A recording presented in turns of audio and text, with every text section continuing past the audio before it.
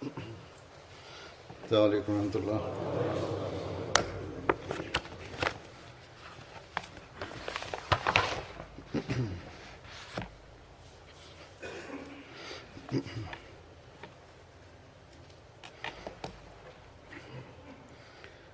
أشهد أن لا إله إلا الله وحده لا شريك له وأشهد أن محمدا عبده ورسوله أما بعد فأعوذ بالله من الشيطان الرجيم بسم الله الرحمن الرحيم الحمد لله رب العالمين الرحمن الرحيم مالك يوم الدين إياك نعبد وإياك نستعين اهدنا الصراط المستقيم صراط الذين أنعمت عليهم غير المغضوب عليهم ولا الضالين.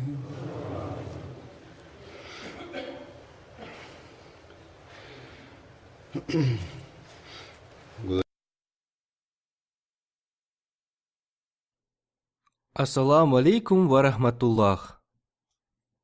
В прошлую пятницу я рассказывал о Хазрате Абада бин Самите, и сегодня я продолжу воспоминания о нем.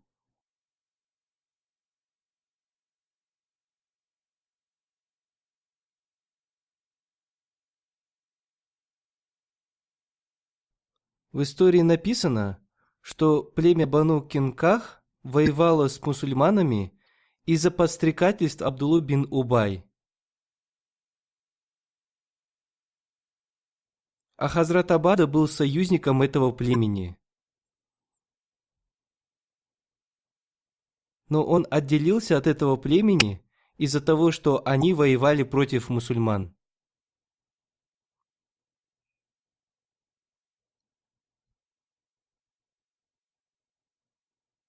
Написано, что в то время был ниспослан следующий аят.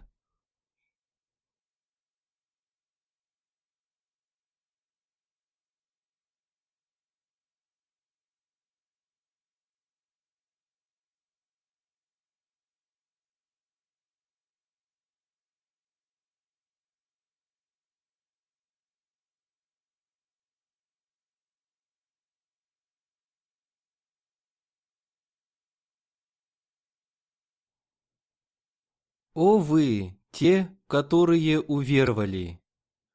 Не берите иудеев и христиан друзьями.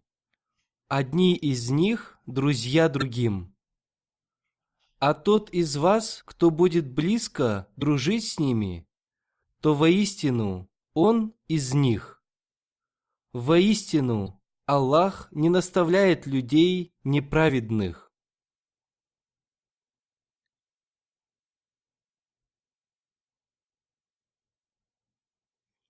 Здесь я хочу подчеркнуть, что здесь не сказано, что нам никогда не надо дружить с христианами и иудеями. Напротив, здесь сказано, когда иудеи и христиане воюют с вами, то вам не надо с ними дружить.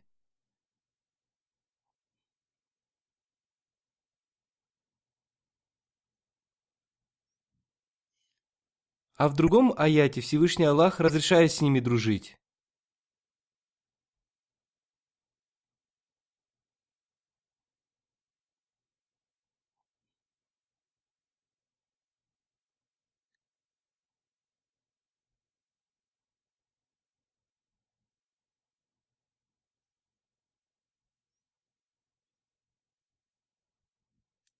Не запрещает вам Аллах относительно тех, которые не сражались с вами из-за религии и не изгоняли вас из домов ваших, чтобы вы были добры к ним и справедливы. Воистину, любит Аллах справедливых. То есть не надо поддерживать связь с немусульманами из-за слабости, страха и трусости. Мусульманин должен полностью уповать на Всевышнего Аллаха.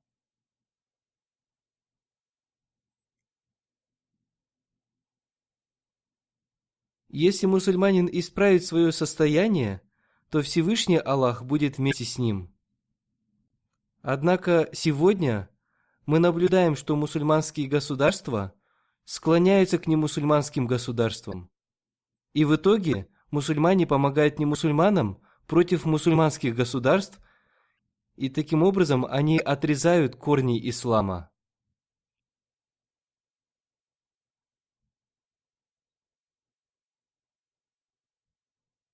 Мы молимся о том, чтобы Аллах даровал разум этим мусульманским государствам.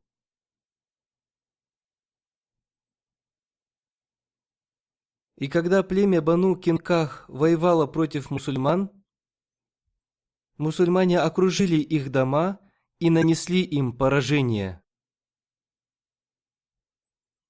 Об этом событии подробно написано в книге Сирате Хатаман Набиин. Мирза Башир Ахмад Сахиб в своей книге пишет: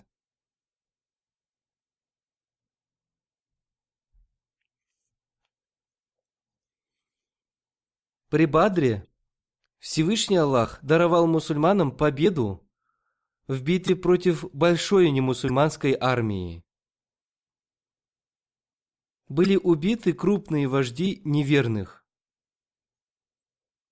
И, видя эту победу мусульман, иудеи начали проявлять свою зависть против мусульман и начали открыто говорить на своих собраниях, что победа мусульман над неверными не является какой-то особенной победой.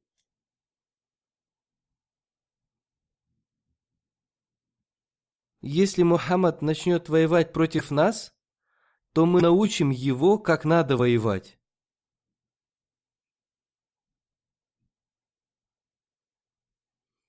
На одном собрании они сказали эти слова непосредственно самому пророку Мухаммаду, мир и благословение Аллаха да пребывают с ним.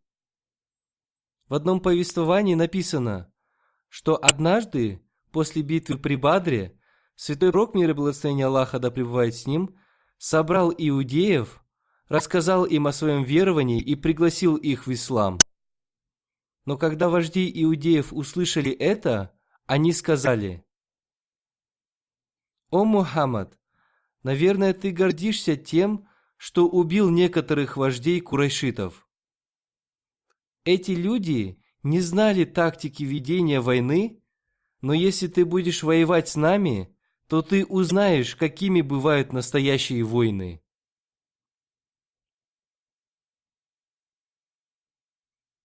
Таким образом, они прямо угрожали ему. И они не ограничились только угрозами на словах.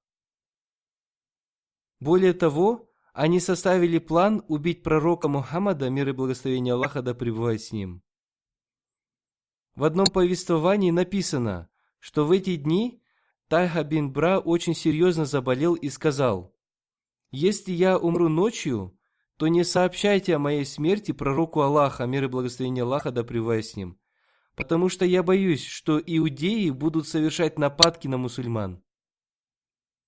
Одним словом, после битвы при Бадре иудеи начали открыто выступать против мусульман, и они нарушили тот договор, который они заключили с мусульманами, и самым первым этот договор нарушило племя Бану Кинках, которое было самым могущественным из иудейских племен.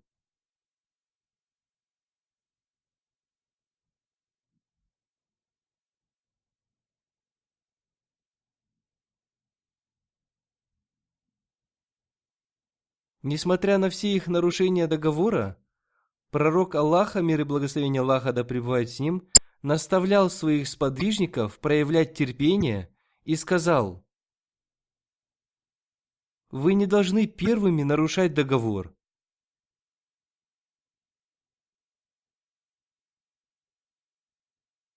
После заключения договора с иудеями, святой пророк, мир и благословение Аллаха, да пребывает с ним, всегда проявлял сочувствие к иудеям.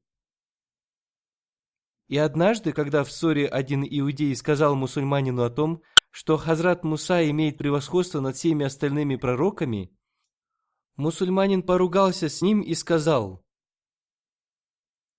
Мухаммад, мир и благословение Аллаха, да пребывает с ним, имеет превосходство над всеми остальными пророками.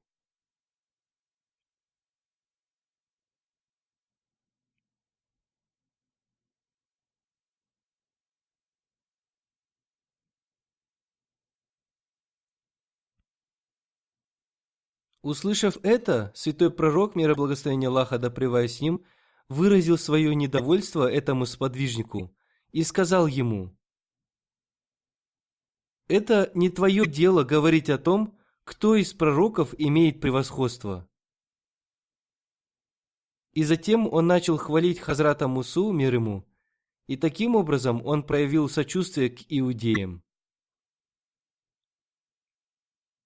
Несмотря на это его проявление сочувствия, иудеи все равно увеличились в своей дерзости и не могли удержаться от своей ненависти и вражды, которую они имели против мусульман. Однажды одна мусульманка пришла в магазин иудея, чтобы купить продукты.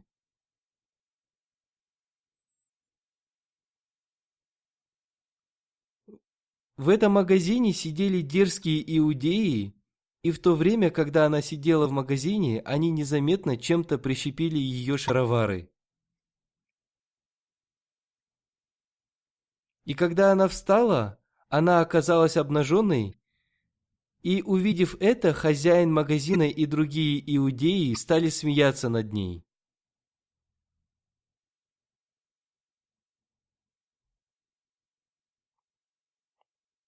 Эта мусульманка от стыда закричала и стала просить о помощи. На улице рядом случайно оказался один мусульманин, и когда он услышал ее крик о помощи, он вбежал в магазин, и там началась драка.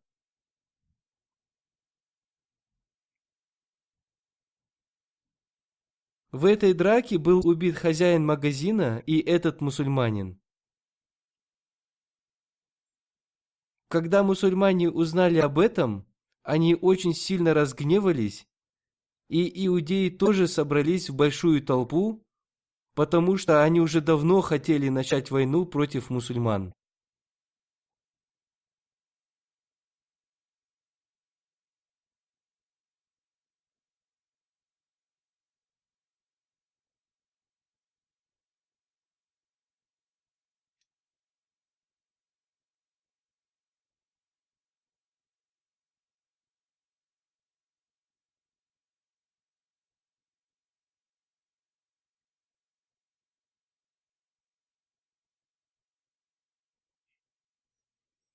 Когда об этом узнал святой пророк, мир и благословение Аллаха, да пребывает с ним, он собрал всех вождей племени Бану Кенках и сказал им: «То, что вы делаете, это нехорошо.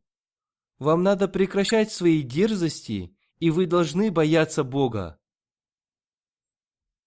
Но они не только стали выражать свои извинения святому пророку, мир и благословение Аллаха, да пребывает с ним, а стали снова угрожать святому пророку, мир и благословение Аллаха, да пребывает с ним, и говорить: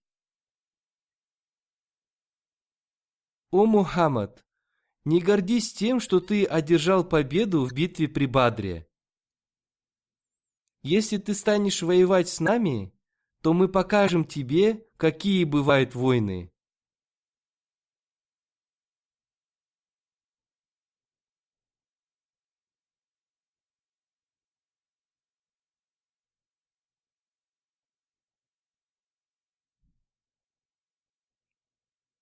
После этого святой пророк, мир и благословение Аллаха, да пребывает с ним, собрал свою армию и направил ее к крепости Бану Кенках.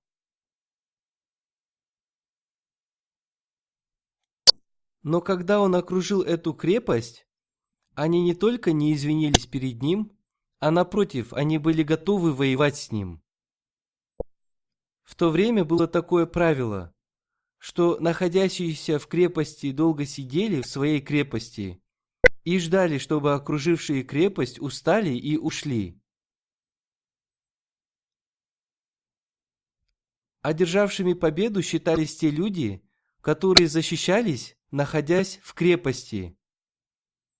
Или в другом случае, находящиеся в крепости не могли долго защищаться и открывали ворота своей крепости, и в этом случае окружившие крепость делали то, что им было угодно.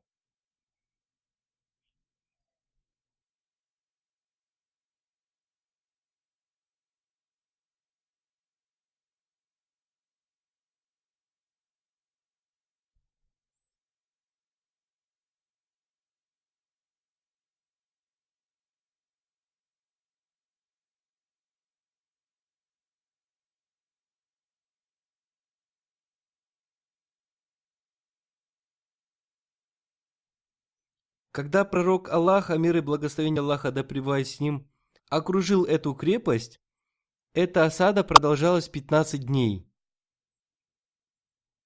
И через 15 дней все высокомерие иудеев было сломлено, и они открыли ворота своей крепости с условием, что мусульмане заберут все их имущество, но оставят в живых их и их семьи. Пророк Аллаха, мир и благословение Аллаха да пребывает с ним, согласился с этим условием, хотя, согласно шариату Моисея, мир ему, все они заслуживали смерти. И согласно заключенному с ними договору, с ними надо было поступить в соответствии с шариатом Моисея, мир ему. Но милосердная натура пророка Мухаммада, мир и благословение Аллаха да пребывает с ним, не смогла убить их.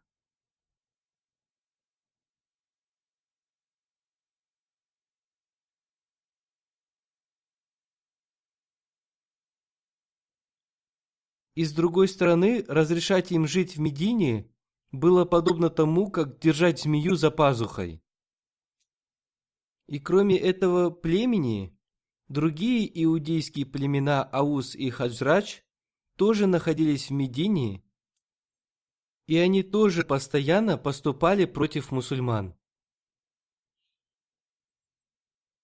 Поэтому в таких обстоятельствах пророк Аллаха, мир и благословение Аллаха да пребывает с ним, принял решение, что племя Бану Кенках должно покинуть Медину.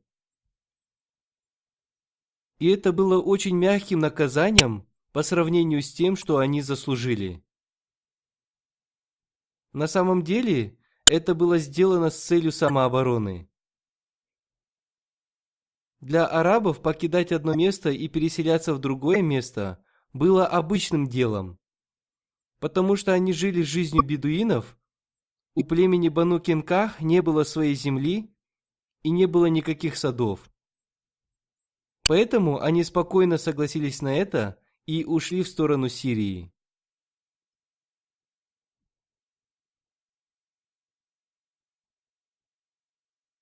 Это дело, наблюдение за тем, как они покидают Медину, святой пророк, мир и благословение Аллаха да пребывает с ним, поручил Хазрату Абада бин Самиту,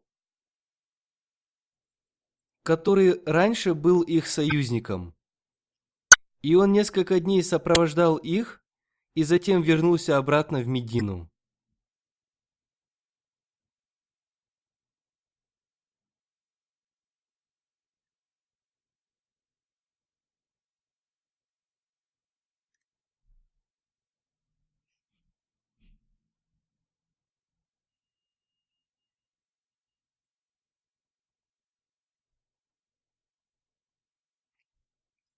В качестве трофеев мусульмане получили только оружие. И кроме этого, больше они ничего не получили.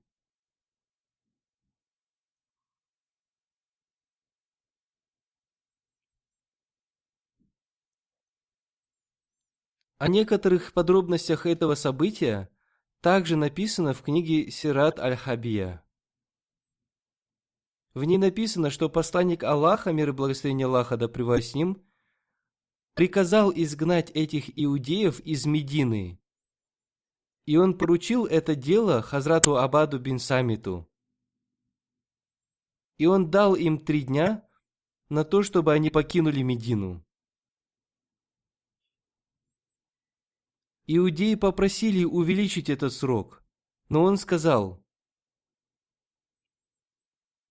«Я не могу увеличить даже на 1 минуту тот срок, который дал вам святой пророк, мир и благословение Аллаха, да пребывает с ним».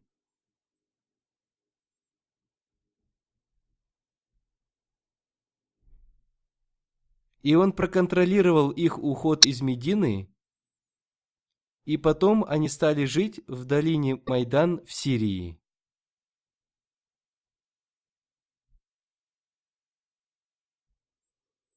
Хазрат Абад бин Самит передал много хадисов, и в одном из них он передал: пророк Аллаха, мир и благословение Аллаха, да пребывает с ним, был очень занятым человеком, поэтому если кто-то из мухаджиров или какой-то другой человек посещал его, то он поручал какому-то другому человеку научить его Корану и религиозным знаниям. Однажды он поручил мне одного человека, и я предоставил этому человеку место в своем доме, и мы вместе питались, и я научил его Корану, и потом он собирался поехать к своей семье, и в это время у меня возникла мысль, что он должен что-то подарить мне за мое служение. Но я никому не сказал об этом.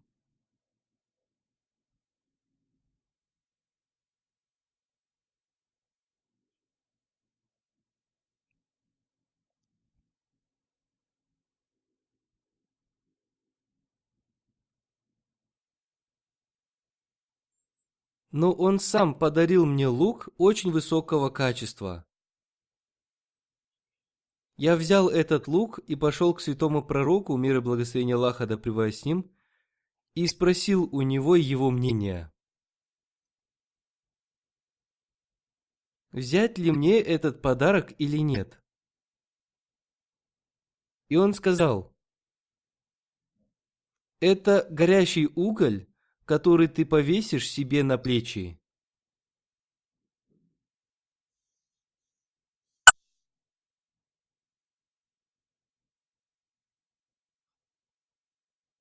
Хазур поясняет: и таким образом святой пророк, мир и благословение Аллаха да пребывает с ним, выразил свою неприязнь тому, чтобы брать подарок за обучение Корану.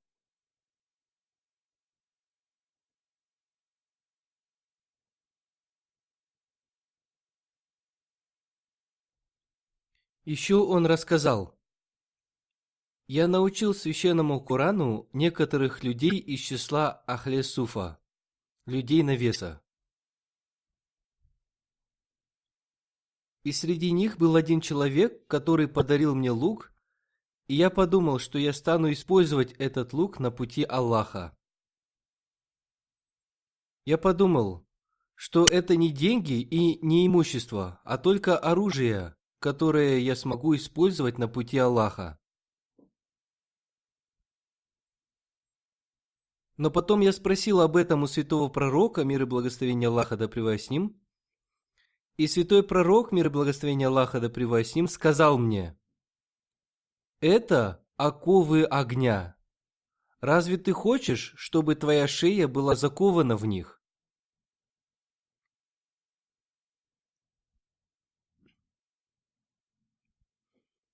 Толкователи хадисов сделали вывод из этих хадисов, что святому пророку, мир и благословение Аллаха да пребывает с ним, было не по нраву получение награды за обучение Корану, даже в виде лука.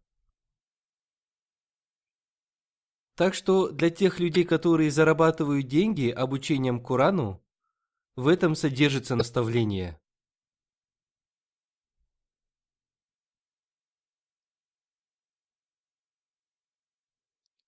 Хазрат Рашид бин Хувайш рассказал: Однажды посланник Аллаха, мир и благословение Аллаха да пребывает с ним, навестил Хазрата Абада бин Самита, когда он болел. И в это время пророк Аллаха, мир и благословение Аллаха да пребывает с ним, спросил: «Знаете ли вы, кто из моей уммы является шахидами?» Люди стали смотреть друг на друга, а Хазрат Абада сказал: «Дайте мне опору сесть на кровать». И сидя на кровати, он сказал: «О пророк Аллаха, вы спросили, кто является шахидом. Шахидом является тот, кто мужественно сражается, надеясь на награду Аллаха и не делая ни шагу назад». Посланник Аллаха, мир и благословение Аллаха да пребывает с ним, сказал: «Тогда из моей уммы будет очень мало шахидов». Затем он сказал: «Шахидом является тот, кто убит на пути Аллаха. Шахидом является тот, кто умер от чумы». Хузур поясняет, если верующий умрет от этой эпидемии чумы, то он будет шахидом.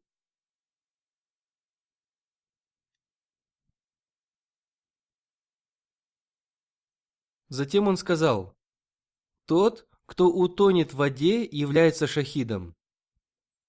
Шахидом является и тот, кто умрет от болезни живота. Шахидом является женщина, умершая во время родов или из-за послеродовых кровотечений.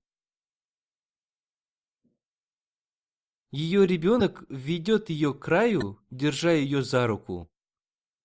Хазур поясняет, послеродовые кровотечения обычно продолжаются 40 дней, и от этого женщины становятся очень слабыми и иногда умирают.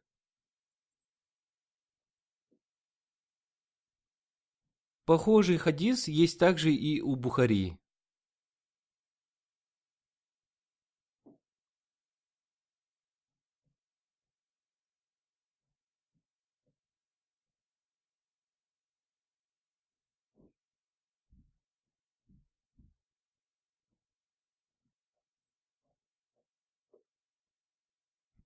Хазрат Абу Хурайра, да будет доволен им Аллах, передал: 5 являются шахидами: умерший от чумы, умерший от болезни живота, утопший, убитый на пути Аллаха и погибший при обрушении крыши. Для Хазрата обетованного Мессии, мир ему, чума была знамением, и поэтому было сказано: «Чума не коснется того, кто будет искренне верить в обетованного Мессию, мир ему». Поэтому это является особенной ситуацией. Но в общем случае, если какой-то верующий умрет от чумы, то согласно словам святого пророка, мир и благословение Аллаха да пребывает с ним, он является шахидом. Исмаил бин Убейд Ансари рассказал, что Хазрат Абада бин Самит спросил у Хазрата Абу Хурайры: «О Абу Хурайра, вы были с нами, когда мы принесли обет верности пророку Аллаха, мир и благословение Аллаха да пребывает с ним? Мы принесли ему обет верности в том, что будем повиноваться ему и в состоянии активности и лени, и в бедности, и в богатстве, и мы будем удерживаться от порицаемых дел и будем повелевать совершать благие дела. И мы не будем слушать ничьих порицаний и будем помогать святому пророку, мир и благословение Аллаха да пребывает с ним, когда он переселится в Медину. Мы будем защищать его, даже если мы потеряем свою жизнь, своих жен и своих детей. И нам было обещано, что если мы так сделаем, то обретем рай». Сподвижники принесли обет верности святому пророку, мир и благословение Аллаха да пребывает с ним, на таких условиях. И тот, кто нарушит эти условия, причинит себе ущерб, а тот, кто выполнит этот обет верности, тот принесет себе пользу. Хазрат Муавия написал Хазрату Усману Гани письмо, в котором говорилось: «Из-за Абада бин Самита жители Сирии начали поступать против меня. Либо призовите его к себе, либо отстраните меня от моей должности». Хазрат Усман написал: «Отправь Хазрата Абада бин Самита в Медину».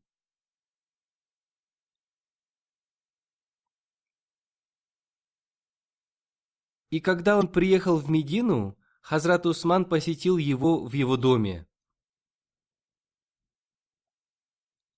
Хазрат Усман спросил у него: «О, Абада, что с тобой?»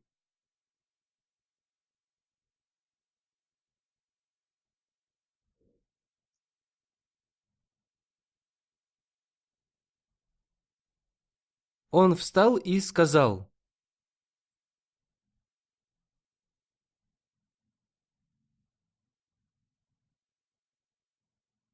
«Я слышал, что посланник Аллаха, мир и благословение Аллаха да пребывает с ним, сказал: после меня будут такие повелители, которые будут приказывать вам совершать такие дела, которые вам не нравятся, и вам будет приказано проявлять ненависть к таким делам, которые вам нравятся. Поэтому нет подчинения тому, кто ослушивается Аллаха, и вам не надо приступать к пределы Бога». В некоторых вопросах между Хазратом Муави и Хазратом Абадом были некоторые разногласия. И в прошлой пятничной проповеди я рассказал о том, что одно такое событие произошло в период Хазрата Умара. Хазрат Абада был из числа одних из первых сподвижников, и он слышал наставления пророка Аллаха, мир и благословение Аллаха да пребывает с ним, непосредственно из уст пророка Аллаха, мир и благословение Аллаха да пребывает с ним.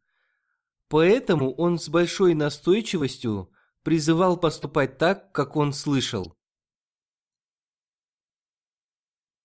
В период Хазрата Умара Хазрат Муавия тоже написал жалобу против Хазрата Абады. Но Хазрат Умар ответил ему: «Пусть он высказывается относительно религиозных вопросов, тебе не следует мешать ему». И когда Хазрат Абада приехал в Медину, Хазрат Умар отправил его обратно. Но Хазрат Усман, учтя все обстоятельства, вернул Хазрата Абаду в Медину. Как бы то ни было, Хазрат Абада имел очень высокий статус среди сподвижников.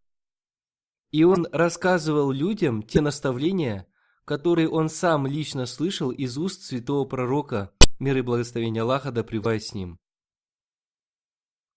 У них были разногласия относительно некоторых торговых сделок.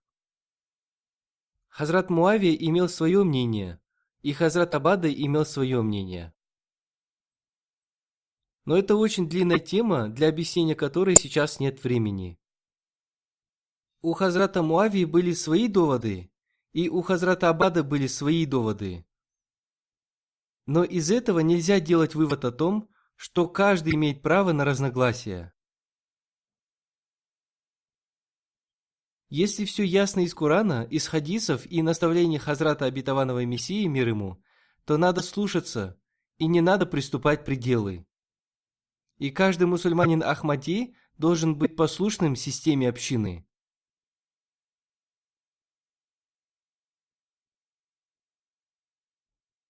Хазрат Ата рассказывает: «Я встречался с Валидом, который был сыном Хазрата Абады, и я спросил у Валида: что завещал твой отец перед смертью?»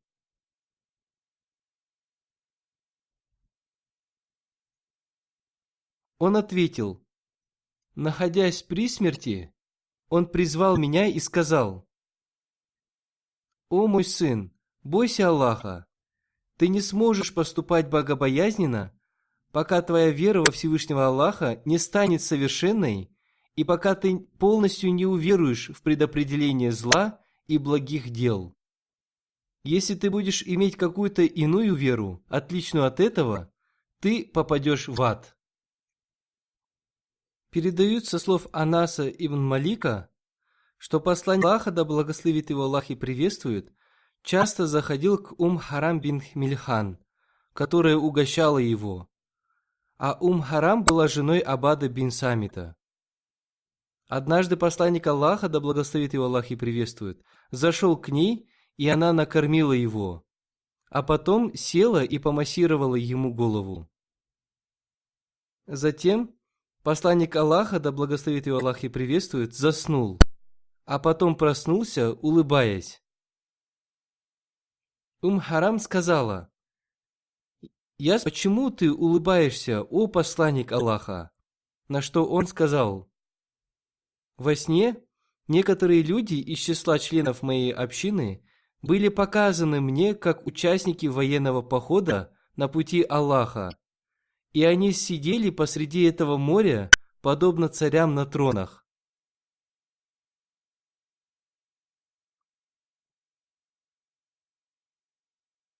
Тогда я попросила: о посланник Аллаха, обратись к Аллаху с мольбой, чтобы Он причислил к ним и меня.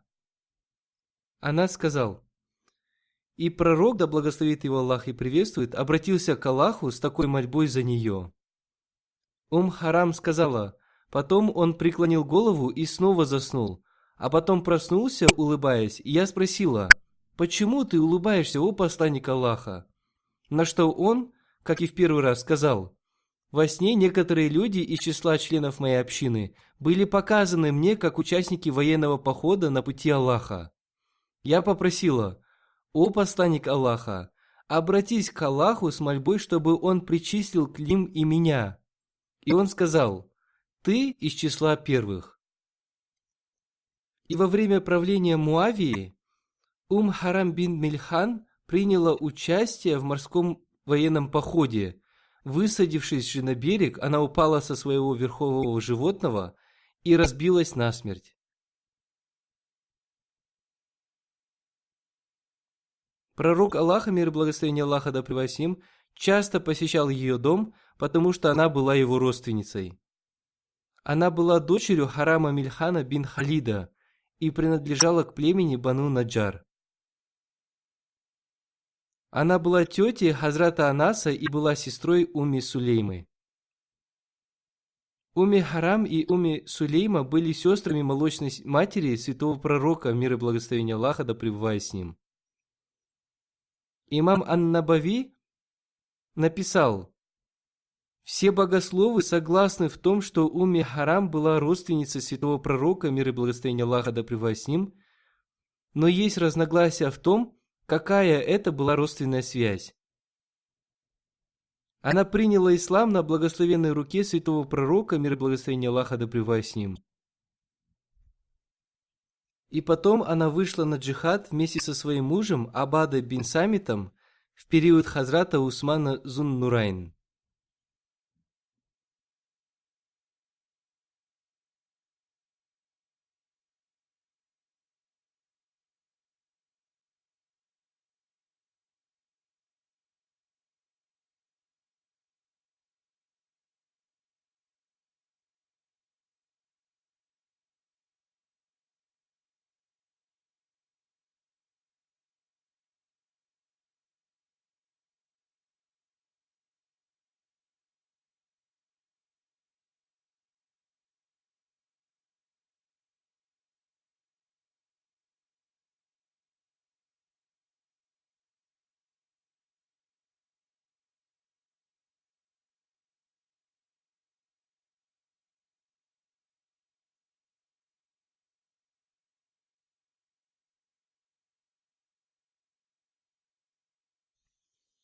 И она умерла на земле Византии так, как видел во сне посланник Аллаха, мир и благословение Аллаха да пребывает с ним. В книгах Умдатуль-Кари и Ишатуль-Ас-Сари написано, что она умерла в 27 или 28 году по хиджре. Согласно некоторым другим повествователям, она умерла в период Хазрата Муавии. Однако первое мнение более известно, потому что эта война, во время которой она погибла, была в период Хазрата Усмана. И командующий мусульман в этой войне был Хазрат Муавия. Поэтому больше повествователей склоняются к мнению, что она погибла в период Хазрата Усмана.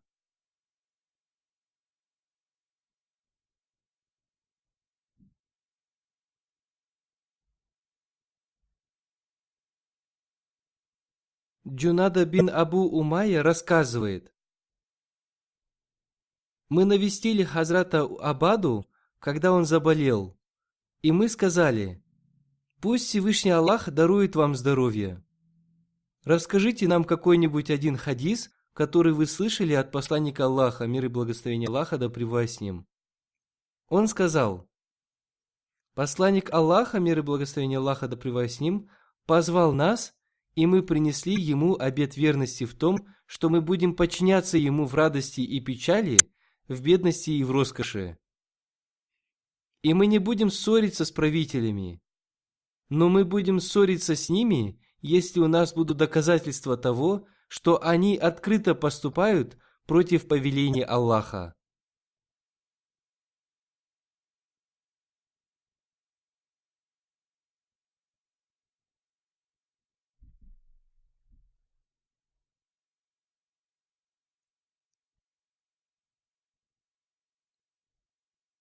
Хазрат Санаби рассказал: я посетил Хазрата Абада, когда он сильно заболел. И, увидев его состояние, я заплакал. Он спросил: почему ты плачешь? Клянусь Аллахом, если Бог спросит у меня, то я буду свидетельствовать о твоем благе. Если Бог разрешит мне ходатайствовать, то я буду ходатайствовать в твою пользу. Если бы у меня была сила принести тебе пользу, то я обязательно принес бы тебе пользу. Клянусь Аллахом, я рассказал вам все хадисы святого пророка, мир и благословение Аллаха да пребывает с ним, кроме одного. И сейчас я расскажу вам этот хадис. Я слышал, что посланник Аллаха, мир и благословение Аллаха да пребывает с ним, рассказал: для того, кто засвидетельствует «Ля илляха илляллах, Мухаммаду Расулюллах», нет Бога, кроме Аллаха, и Мухаммад пророк его, Всевышний Аллах сделает запретным огонь. Хузур поясняет: то есть он является истинным мусульманином. Пусть Всевышний Аллах возвысит степени этих сподвижников, которые передали нам такие хадисы, которые увеличивают наши духовные знания и необходимы для нашей практической жизни. После пятничного джума намаза я прочитаю заупокойную молитву джаназа некоторых умерших людей. Имя первого из них Саид Сукия из Сирии. Он умер 18 апреля. Инна лиляхи ва инна иляхи раджун. Мне поздно сообщили о его смерти, поэтому мы прочитаем его заупокойную молитву сегодня. Он был одним из давних членов общины Сирии и был очень искренним человеком. Он закончил чтение Корана, когда ему было 5 лет. С детства он читал Коран с таджвидом, и он научил Корану многих мусульман. Уважаемый Мунир Аль-Хасни очень доверял ему. Он получил юридическое образование, но выбрал для себя стезю преподавателя. Его считали одним из лучших учителей в стране, и он в своем служении достиг статуса директора школы. Он очень любил проповедовать и многим проповедовал. Несколько лет назад арабский отдел общины снова решил издать переводы книг Хазрата Обетованного Мессии, мир ему, на арабском языке, и он прочитал все эти книги и сказал: «Я уже давно являюсь мусульманином Ахмади, но только сейчас узнал, что Обетованный Мессия, мир ему, написал в своих книгах, и сейчас я снова получаю информацию об истинном исламе».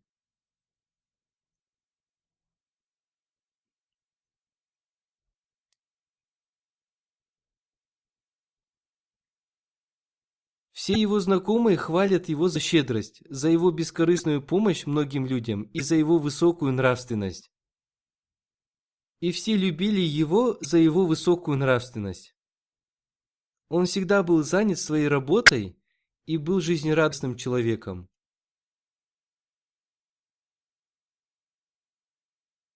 Он был очень милосердным отцом и искренним мужем. Круг его друзей был очень обширным. Он регулярно совершал поклонения и иногда всю свою зарплату жертвовал общине. Он оставил 3 сыновей и 3 дочерей. Имя его старшего сына Мухаммад и младшего Джалалуддин. Пусть Аллах простит его и возвысит его степени в раю. И пусть Аллах примет его мольбы, которые он вознес за своих детей.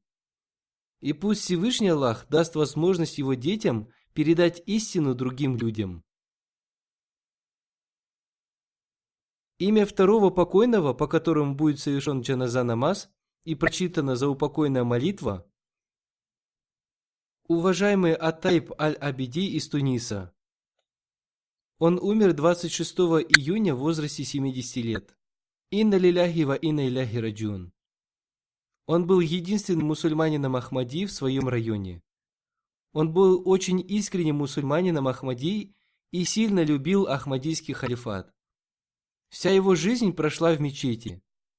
Он самозабвенно любил священный Коран и постоянно поминал Всевышнего Аллаха. Как только он узнал об Ахмадияте, он сразу приехал в центр общины и принес обет верности. Он очень любил писание Хазрата Обетованного Мессии, мир ему. Он жил далеко от центра общины, на расстоянии 5 часов езды на поезде.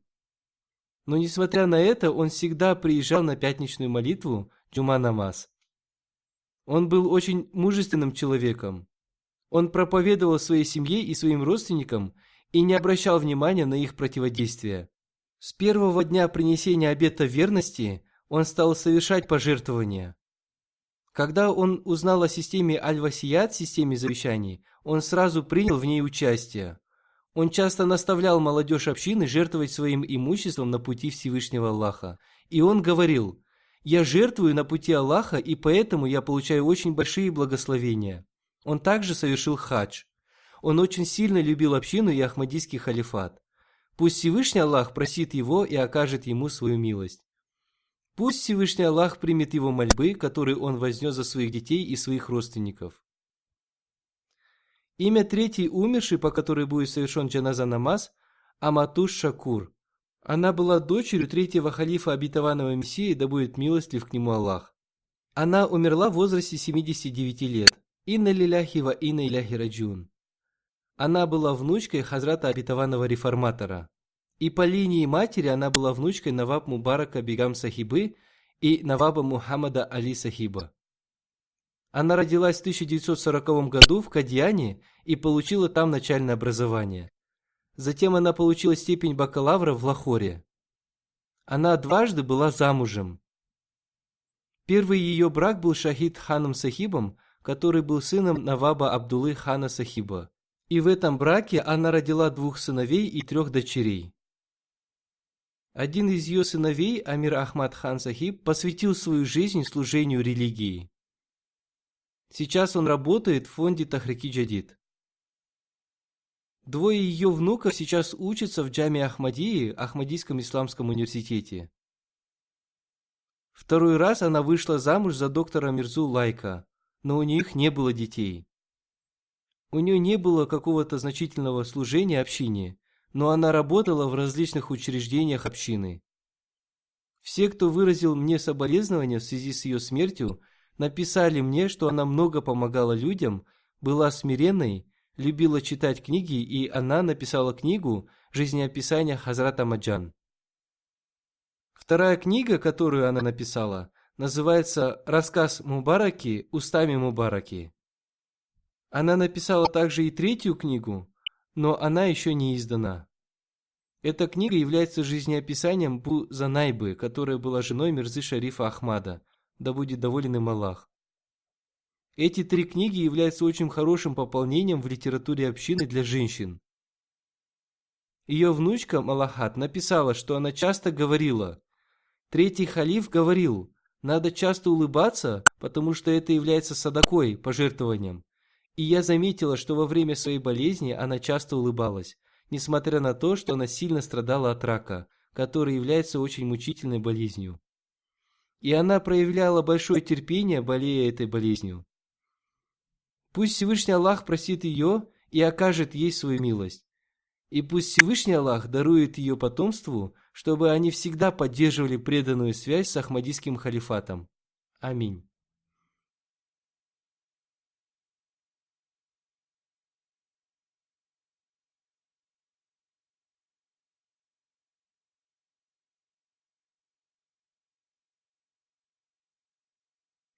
В заключение я хочу сказать, что мы соединим пятничную молитву с молитвой Аср, потому что сегодня начинается общее собрание молодежной организации Ахмадийской мусульманской общины Великобритании.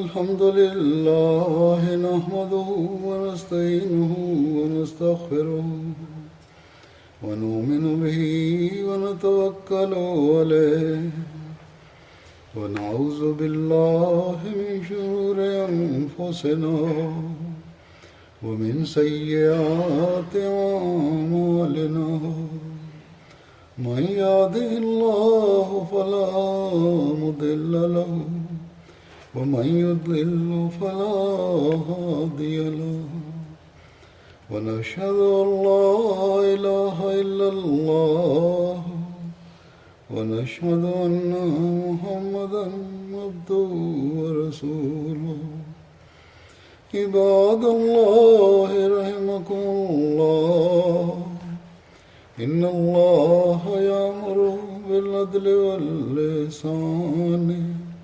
وإيتاء ذي القربى وينهى عن الفحشاء والمنكر والبغي يعظكم لعلكم تذكرون اذكروا الله يذكركم وادعوه يستجب لكم ولذكر الله أكبر